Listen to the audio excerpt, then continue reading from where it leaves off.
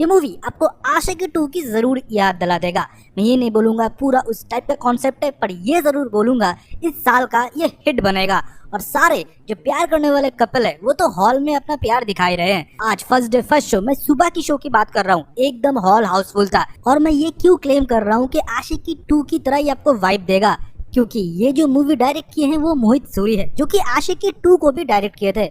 तो ज्यादा देरी नहीं करेंगे, हमारे वीडियो को लाइक कर दीजिए, चैनल को सब्सक्राइब। चलिए शुरू करते हैं सैयारा मूवी की एक्सप्लेनेशन। मूवी के शुरुआत में हम वानी को देखते हैं, जो कि कोर्ट मैरिज ऑफिस में खड़ी हुई है। तभी उसके मंगेतर मतलब महेश का कॉल आता है। वो उसे बोलता है कि लास्ट मिनट बॉस ने मुझे लंदन भेजने का डिसीजन लिया, इसलिए मैं आज नहीं आ पाऊंगा। वानी बोलती है कि तुम अगर मुझे पहले बता देते तो मैं डेट को शेड्यूल करवा लेती। तो कब तक तुम आओगे? तब मानो 1 मिनट का थोड़ा साइलेंट था। तब महेश बोलता है मैं कभी नहीं लौटूंगा, क्योंकि ये मेरा परमानेंट प्रमोशन हो चुका है और मैं उन्हीं की ही बेटी के साथ शादी करने वाला हूँ और मैं तुमसे शादी नहीं करूंगा।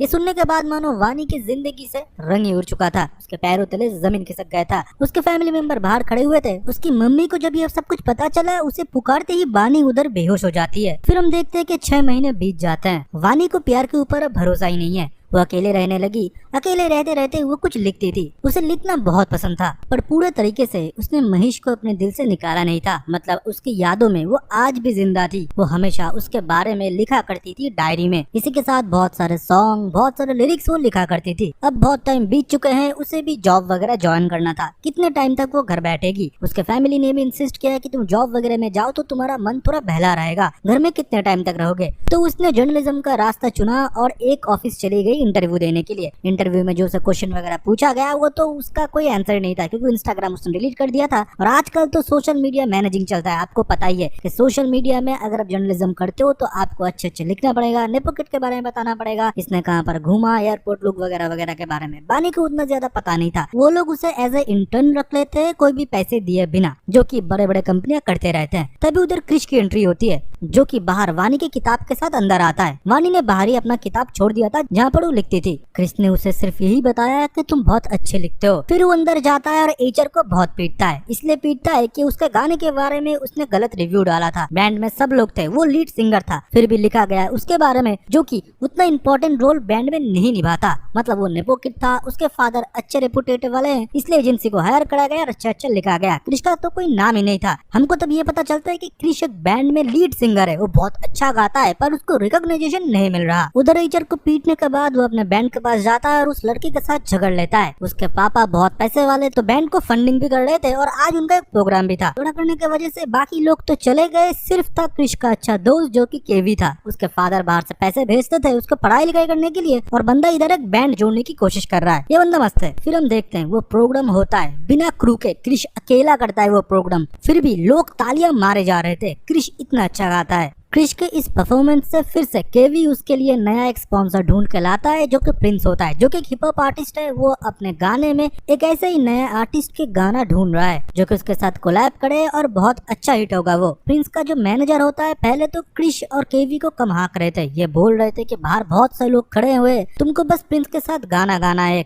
तब भी तुम पॉपुलर हो जाओगे, उसके अलावा तुमको चाहिए क्या? और थोड़े बहुत फीस हम दे देंगे। पर क्रिश बोलता है मुझे पूरा वैलिडेशन चाहिए, आधा गाना मैं गाऊंगा तो आधा वो गाएगा, तो पैसे भी आधा आधा होगा। मुझे मेरे पूरे आईपी राइट्स चाहिए, इसी के साथ मुझे एल्बम, सोशल मीडिया पोस्टिंग सब कुछ चाहिए। विनीत बोलता है ठीक है, मैं सोच के बताऊंगा, अगर होता है तो सही, नहीं तो हम तुमको नहीं लेंगे, हमारे लिस्ट में बहुत लोग हैं। फिर हम देखते हैं कि वही लड़की बाहर मानो लोगों के बीच खड़ी हुई थी, उसकी एक डायरी लेके, जो कि वो प्रिंस के साथ इंटरव्यू करना चाहता था। क्रिश क्रू में जाके बोलता है कि ये हमारे साथ है, और उसके हाथ में वो लड़की डायरी देके जब उस पोल को टापती है, वो डायरी भूल जाती है। विनीत को जाके वो बोलती है कि मेरा इंटरव्यू है प्रिंस सर के साथ। तब विनीत बोलता है 2 महीने का शेड्यूल है, बाद में आना। जब उन दोनों में ये बातचीत हो रहा था, तब हम देखते हैं कि क्रिश उस डायरी से 4 लाइन अपने गिटार से गाना गाता है, और वो गाना सुनते ही सारे लोग झूम उठते हैं। इसी के साथ प्रिंस को भी वो गाना बहुत पसंद आता है। तब मानो क्रिश को फाइनलाइज करा जाता है और ये बोलते हैं कि आगे की बोल किधर है। तब क्रिश बोलता है आगे के बोल मुझे नहीं, जिसने लिखा है उसे कोई पता है, वो और कोई नहीं, वो वानी होती है, क्योंकि वानी की डायरी थी वो।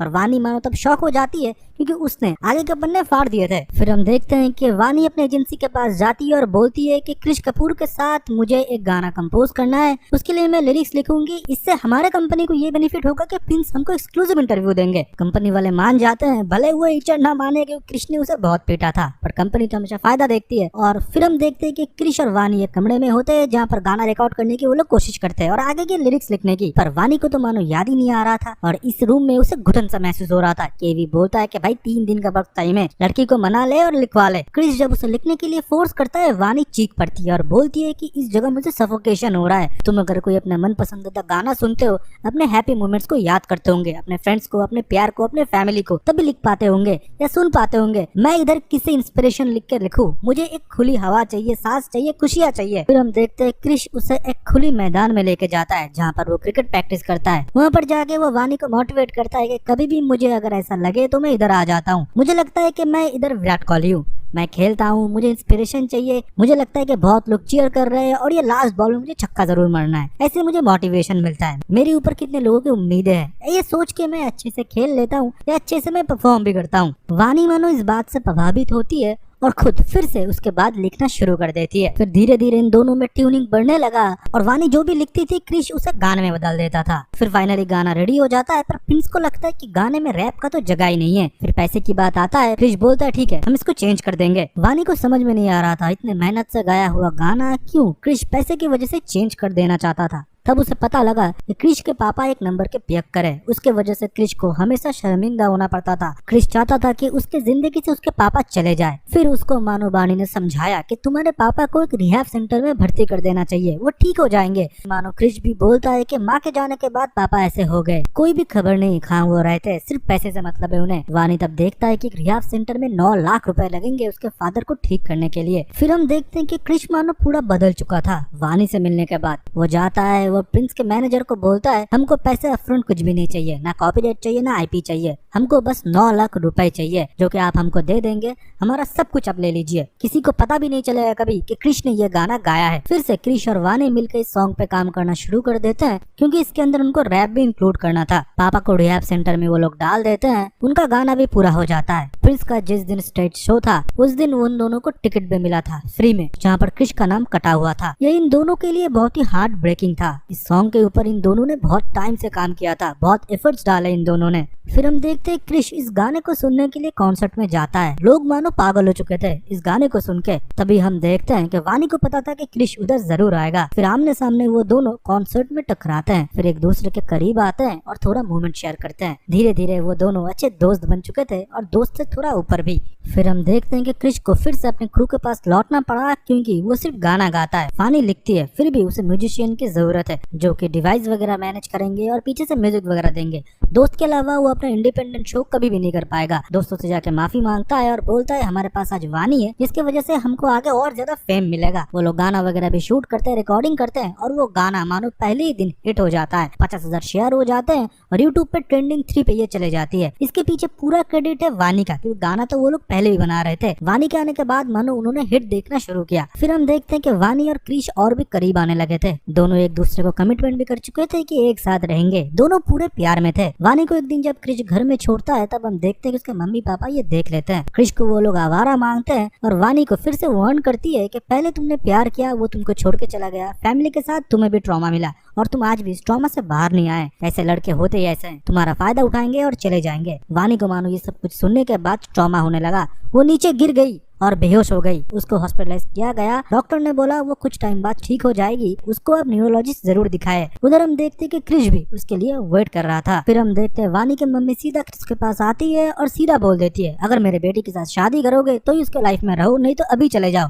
मैं मेरी बेटी को संभाल लूंगा और मेरी बेटी के दिल में टूटे नहीं दूंगा। और ये बोलते हुए इमोशनल हो जाती है और रो देती है। क्रिश फिर अंदर जाता है और वानी को बोलता है मैं तुमसे शादी करना चाहता हूँ, तुम मुझसे शादी करोगे? फिर मानो वानी शॉक हो जाती है और ये बोलती है मैं बेहोश क्या हो गई, तुम मुझसे शादी करोगे? अब शादी करना बहुत रिस्पॉन्सिबिलिटी का काम होता है। क्रिश बोलता हाँ मुझे पता है, तुमको सुबह उठाना पड़ेगा, तुमको बहुत सारा प्यार करना पड़ेगा, मैं काम पे जाऊंगा, पैसा कमाऊंगा, ये कुछ ना ये सब कुछ मैं कर लूंगा। शादी के दिन 200 लोग को तुम खिलाओगे, 200 को मैं खिलाऊंगा, पंडित जी वगैरह। तब मानो वो हंसने लगती है और बोलती है तुम पागल हो चुके हो, ऐसे शादी नहीं होता, और ऊपर से तुम्हें फेमस होना है, तुम्हें एक अच्छा सिंगर बनना है, लोग तुम्हारे नाम पुकारे, जोर जोर से चीखे क्रिश कपूर। पहले वो ड्रीम फुलफिल करो, फिर ये ड्रीम तो जरूर कभी भी पूरा हो सकता है। फिर हम देखते हैं क्रिश जाता है गोवा में एक गाने की प्रमोशन करने के लिए। तब उसको पता चलता है कि ऑलरेडी गोवा में वो फेमस हो चुका है, उसके बस वगैरह को लोगों ने घेर चुके थे। और दूसरी जगह हम देखते हैं वानी गई थी रूटीन चेकअप के लिए। डॉक्टर मैडम ने पहले सब कुछ नॉर्मल देखा, ये बोला आप पूरे ठीक हो। फिर मानो डॉक्टर ने लास्ट में उससे बस ये पूछ लिया कि आज का डेट क्या है वानी, और वानी मानो आज का डेट भूल चुकी थी। फिर डॉक्टर ने गलत डेट बताया,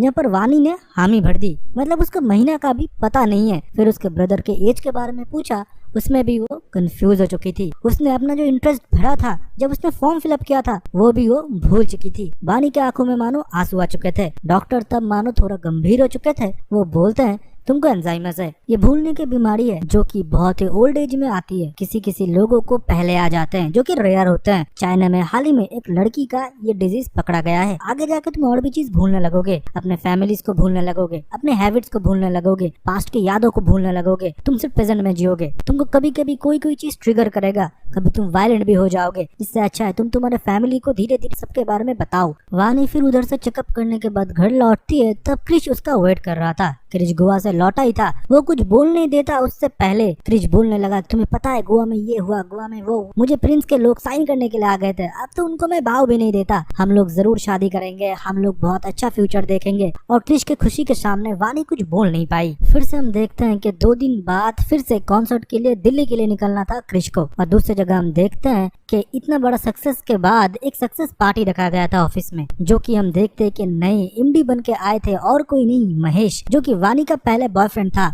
जो कि उसके साथ शादी करने वाला था। पर आज उसके वो पहचानने से इनकार कर रहा है। और वानी को भी अच्छे से कुछ याद नहीं है। वो मानो उसे देख के शॉक तो हो जाता है पर कुछ बोल नहीं पाती। फिर से ऑफिस के फंक्शन में उनकी मुलाकात होता है, जहाँ पर महेश की नजर मानो वानी की तरफ सही नहीं था। वो वानी को अलग अलग जगह टच कर रहा था। तभी वानी को मानो ट्रिगर होता है, वो फिर से पास्ट में चली जाती है और वो महेश को बोलता है, अरे मैं तो तुम्हारे साथ हमेशा रहूंगा, इधर क्यों ये सब कुछ कर रहे हो, जल्दी हमारी शादी है। तब मानो महेश भी थोड़ा शॉक हो जाता है, क्योंकि उसकी तो शादी हो चुका है और वो उसको पता है कि वो क्या गलत कर रहा है। पर वानी मानो पास्ट लूप में ही फंसी हुई है। वो फिर महेश के हाथ को लेके खींचातानी करती है और उधर एक सीन क्रिएट होता है, जहाँ पर वानी को उधर से बेइज्जत करके निकाला जाता है। वानी अपना फोन उधर भूल गई थी। क्रिश उसे मल्टीपल टाइम कॉल करता है, पर कॉल एक वेटर उठाता है, जहाँ पर वो पूरा घटना को बताता है। जहाँ पर से क्रिश भागते हुए कॉन्सर्ट छोड़ के भागते हुए क्लब वाले लोकेशन में आता है, जहाँ पर वो देखता है कि वानी ने अपना बैग और फोन छोड़ दिया था। बैग के अंदर से वानी का प्रिस्क्रिप्शन उसे मिलता है, जहाँ पर क्रिश को सब कुछ पता चलता है कि वानी के साथ प्रॉब्लम क्या है। क्रिश को पता था कि वानी कहाँ जा सकती है। वानी गई थी वही क्रिकेट ग्राउंड पे, जहाँ पर क्रिश अपना गम भुलाने के लिए प्रैक्टिस करता है और मोटिवेट करता है खुद को। पर वानी इधर खुद को संभाल नहीं पा रही थी। क्रिश को सब कुछ पता चल चुका है। ये जान के वानी मानो उसे बोलता है कि तुम मेरे जिंदगी से चले जाओ, पर क्रिश नहीं जाता। वो उसे पकड़ लेता है और बोलता है, मेरे सांस चलने तक मैं तुम्हारे साथ हूँ। तुमने मुझे खुल के जीना सिखाया, तुमने मेरे लाइफ में आके एक ऐसा मैजिक कर दिया कि आज मैं जहाँ पर भी हूँ तुम्हारे वजह से। ये फेम, ये सब कुछ मैं तुम्हारे साथ सेलिब्रेट करना चाहता हूँ, पूरी जिंदगी मैं तुम्हारे साथ बिताना चाहता हूँ। तब हम देखते हैं कि वानी बोलती है, मैं तुमको याद भी नहीं हूँगा, मैं तुम्हें भूल जाऊंगा, तुम्हारे साथ बिताए हुए हर लम्हे को तुमको भूल जाऊंगा क्रिश मैं। इसका क्या मतलब, जिसके लिए तुम इतना कुछ करोगे वो तुमको याद ही नहीं कर पाएगा, उसका क्या फायदा। फिर क्रिश बोलता है, मैं तुम्हारे साथ हर दिन एक यादें बनाऊंगा, 1000 यादें, 100 यादें, लाखों यादें, जो कि तुम कभी भूल नहीं पाओगे। तुम एक भूलने की कोशिश करोगे, मैं और बना दूंगा। ये बोल के उसे वो पकड़ लेता है और सारी जिंदगी मरते दम तक एक साथ रहेगा ये वादा करता है। फिर हम देखते हैं डॉक्टर से फिर से रूटीन चेकअप होता है, जहाँ पर डॉक्टर बोलती है कि उसे एक डेली रूटीन में आना पड़ेगा, उसको एक डेली शेड्यूल में आना पड़ेगा। इसी के साथ उसे कहीं पर घूमने जाना पड़ेगा, जहाँ पर शांत हो और कोई भी लोग ना हो जो कि उसे डिस्ट्रैक्ट कर पाए। वो इमोशनली ब्रेक डाउन नहीं होना चाहिए। ये सुनने के बाद क्रिश डिसाइड करता है कि उसे लेके घूमने के लिए जाएगा। फैमिली वाले पहले नहीं मान रहे थे, पर क्रिश के ऊपर उनको भरोसा था। इस हालत में भी उनकी बेटी के हाथ क्रिश ने नहीं छोड़ा, इसलिए क्रिश और वानी एक साथ निकल जाते हैं। दोनों बहुत ज्यादा एंजॉय करते हैं, घूमते हैं, एक साथ टाइम बिताते हैं और एक दूसरे को और ज्यादा जानते हैं। वो दोनों मानो अब एक हो चुके थे। कुछ टाइम बाद क्रिश के पास कॉल आने लगा कीवी की, भाई प्रोग्राम कब करेगा, तू अगर ऐसे जाके बैठ जाएगा हमारा बैंड का क्या होगा। पर क्रिश बोलता है, मुझे थोड़ा टाइम और लगेगा, मुझे अभी कोई भी कॉन्सर्ट वगैरह नहीं करना। तब हम देखते हैं कि वानी उसे समझाती है, अपनी लाइफ को ऐसे खराब मत करो, मैं तुम्हारे साथ जाऊंगी, मैं तुम्हारे साथ होंगी। उसको ये भरोसा देती है और वो दोनों फिर से कॉन्सर्ट करने के लिए निकलते हैं, जहाँ पर स्टेज में उठने के पहले वो दोनों एक साथ हक करते हैं और क्रिश ऊपर गाना गा रहा था। तभी हम देखते हैं कि नीचे वही कंपनी का एमडी जो कि इस गाने को स्पॉन्सर कर रहा था, महेश आता है और महेश को देखते फिर से वानी ट्रिगर हो जाती है। उसे देखने के बाद फिर से वो महेश से पूछती है कि तुम यहाँ क्या कर रहे हो बेबी, और तुम क्यों नहीं मुझे फोन कर रहे हो। महेश को तभी इस चीज थोड़ा वेird लगा, फिर भी अच्छे से वो उससे बातें करता है और फायदा लेने के लिए वैनिटी में लेके जाता है। वैनिटी में ले जाने के बाद उसके साथ वो क्लोज होने लगता है, पर वानी को मानो पुरानी चीजें थोड़ी थोड़ी याद आने लगते हैं। फिर भी वो कुछ नहीं कर पाता, वो शिवरिंग कर रही थी। क्रिश को जब वानी नहीं दिखी वो इधर उधर ढूंढने लगा। उसे वैनिटी में जाके जब महेश और वानी एक साथ दिखी, वो वानी को सिंपली बोलती है कि इधर से तुम चलो, इधर नहीं रहना हमको। फिर मानो महेश जब उसे आके रोकता है और बोलता है हम दोनों को अकेला छोड़ दो, फिर क्रिश उसे बहुत मारता है और वानी तब हम देखते हैं वो महेश की साइड लेता है और एक चाकू लेके वो उसको हाथ में भोंक देती है और बोलती है कि हम दोनों को अकेला छोड़ दो, हम दोनों को क्यों डिस्टर्ब कर रहे हो, हम दोनों शादी करने वाले हैं। क्रिश की आंखों में सिर्फ आंसू था। उसे पता है कि वो सब कुछ भूल चुकी है, उसको पास्ट ट्रिगर कर रहा है, प्रेजेंट का वो सब कुछ भूल चुकी है। तब वो जब वो महेश को देखता है उसको सिर्फ पुराने चीजें याद आते हैं, उसके बाद उसके साथ क्या हुआ वो नहीं याद आता। क्रिश उसे पकड़ के जोर से हक कर लेती है और मानो उधर वो बेहोश हो जाती है। फिर अगले दिन फिर से हम देखते हैं कि वानी उठती है और बोलती है जल्दी रेडी हो जा, हमको कॉन्सर्ट के लिए निकलना है। क्रिश बोलता है कॉन्सर्ट बेबी कल हो चुका है, बहुत अच्छा गया था कॉन्सर्ट, तुमने बहुत इंजॉय किया था। क्रिश बोलता है कि एक प्रॉब्लम है, मेरा एक दोस्त है जिसका गर्लफ्रेंड से वो बहुत प्यार करता है, पर वो बहुत रूठ जाती है कभी कभी, तो उसके मनाने के लिए क्या किया जाए। तब हम देखते हैं कि वानी डायरी में एक गाना लिख के देती है और बोलती है ये गाना अगर कोई सुनेगा ना, जरूर जरूर वो जब रूठी होगी उसका रूठापन टूट जाएगा और उसे फिर से उसकी याद आएगी, फिर से वो उसको बहुत प्यार करेगी। क्रिश फिर अपने क्रू के पास जाता है और माफी मांगता है कल के बिहेवियर के लिए। क्रू मेंबर सारे नाराज थे क्योंकि ऑर्गेनाइजर से जो पैसे लिए गए थे और उसने एमडी को भी मारा था, इसलिए उनका पूरा चेक कैंसिल हो गया था। उन लोगों को बहुत नुकसान हुआ था। वो लोग बोलते हैं भाई तू पहले ही ठीक था, खुद के लिए गाना गाता था, तुझको फेम चाहिए था, ये लड़की आके तेरे लाइफ में सब कुछ बदल दिया। क्रिश मुस्कुराता है और बोलता है अब जो भी है यही है और कुछ भी मेरे लाइफ में इम्पोर्टेंट नहीं है। क्रिश फिर जब वानी के पास लौटता है वो देखता है कि वानी पूरे कमरे में कहीं भी नहीं थी। उसको इधर उधर ढूंढती है पर उसे नहीं मिलता, सिर्फ उसे खत मिलता है जहाँ पर लिखा हुआ था कि तुमको मेरी वजह से सक्सेस ना मिले ये मैं नहीं चाहता, मैं चाहता हूँ कि तुम सक्सेसफुल बनो। मैं अगर तुम्हारी जिंदगी में रही तो तुम कभी भी अपने लाइफ में उस मुकाम तक नहीं पहुँच पाओगे। मेरे वजह से अपने ड्रीम को सेक्रीफाइस मत करो क्रिश, मैं जहाँ भी रहूंगी तुम्हारे लिए मैं दुआ मांगूंगी। कहीं पर भी नहीं मिले वानी, पुलिस केस भी कराया गया। तब क्रिश को याद आया कि वानी ने एक सॉन्ग लिख के उसे दिया था, जिस सॉन्ग को कोई भी सुनेगा तो रूठा नहीं रह पाएगा, फिर से लौट आएगा उसके तरफ जिसको वो बहुत प्यार करता है। वो केवी के पास जाता है और रोते रोते बोलता है कि भाई मुझे पूरे इंडिया में कॉन्सर्ट करना है और एक गाना गाना है, जो गाना सुन के वो जरूर वापस आएगी, वो मिल नहीं रही, मेरी मदद कर। और उसके सारे दोस्त उसकी मदद करने लगे, उनको भी पैसा कमाना था, अलग अलग सिटीज में शहर में प्रोग्राम होते रहे और वो गाना बजा जो कि साल का मैं बोल सकता हूँ ब्लॉकबस्टर गाना है, सही आ रहा तो ये गाना वो गाता रहा। और भाई अब ये गाना सुन के ना आप भी इमोशनल हो जाओगे, अलग अलग जगह रील्स बनने लगे, ऑडिटोरियम भरने लगे, लोग तालियां मारने लगे। क्रिश एक बड़ा सिंगर बन चुका था, उसके दोस्त भी बहुत पैसे छाप रहे थे। तभी हम देखते हैं कि एक रील वीडियो में जो कि जम्मू कश्मीर में था, वहाँ पर एक लड़की रोते हुए अपने आंखों को पोंछ रही थी, वो और कोई नहीं वो थी वानी। उसे ढूंढते हुए क्रिश जम्मू कश्मीर पहुंचता है और इधर उधर उसे ढूंढता रहता है। वो प्रोग्राम जहाँ पर किया गया था उस लड़की को ढूंढा जाता है। तब उधर से पता मिलता है वानी का। वानी एक बेंच में बैठी हुई थी, तब उसके पास जाके क्रिश बैठता है और बोलता है मैंने तुमको ढूंढ लिया, तुमको याद है ना तुमने मुझे एक बात बताया था कि गाना लिखा जाता है जिसके तुम प्यार करते हो, किसी दोस्त की याद आए, प्यार की, फैमिली की। अगर तुम मुझे छोड़ के इधर बैठे रहोगे तो मैं अच्छे अच्छे गाना कैसे लिखूंगा, मैं सक्सेसफुल कैसे बनाऊंगा, मुझे सुपरस्टार क्रिश कपूर बनाने में तुम्हारा ही हाथ है। वानी तो मुस्कुराती है और बोलती है कि तुम ऑलरेडी सुपरस्टार बन चुके हो, मैं तुम्हारे लिए बहुत खुश हूँ क्रिश, तुम्हारे बारे में पढ़ती भी हूँ पर कभी कभी याद नहीं रहता, जब तक मैं तुम्हें पूरी तरह से भूल जाता हूँ मुझे ये भी नहीं पता, इसलिए मैं तुमसे दूर रह गई। क्रिश फिर बताता है मैंने तुमको बोला था ना एक यादें तुम मिटाओगे, मैं 100 यादें बनाऊंगा। मैं फिर से यादें बनाने के लिए आ गया। हम देखते हैं क्रिश वानी को लेके फिर से एक बड़ा कॉन्सर्ट करता है जहाँ पर वो वानी को भूलने नहीं देता कि उसका और वानी का रिश्ता क्या है। फिर भी धीरे धीरे एंजॉयमेंट ट्रिगर कर रहा था और मानो वानी सब कुछ भूल रही थी। और इसी के साथ हैप्पी एंडिंग तो नहीं बोलूंगा पर एक इमोशनल एंडिंग के साथ सैयारा मूवी की एक्सप्लेनेशन खत्म होती।